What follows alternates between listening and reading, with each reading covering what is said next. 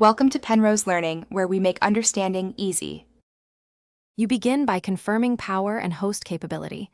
Plug the dock into AC and connect to your laptop's primary port. Once done, inspect each monitor's inputs and select matching cables, HDMI or DisplayPort preferred for dual streams.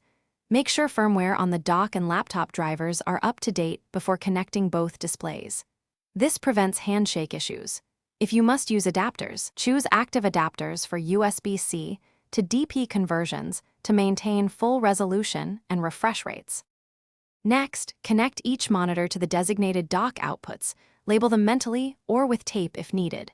You'll then open your operating system's display settings to extend the desktop and drag monitor icons into the correct physical order. This sets cursor flow and window placement. Make one display primary for taskbars and main apps. Adjust resolution and refresh rate to the native specs of each monitor to avoid scaling blur. Finally, test dragging a window across both screens to confirm the extended setup works. To finish, tidy cables, confirm USB peripherals through the dock, and verify power delivery to the laptop. You should test built-in audio routing, webcam selection, and run typical apps to ensure sustained performance. If things go wrong, start isolating. Unplug one monitor and reboot the dock and laptop.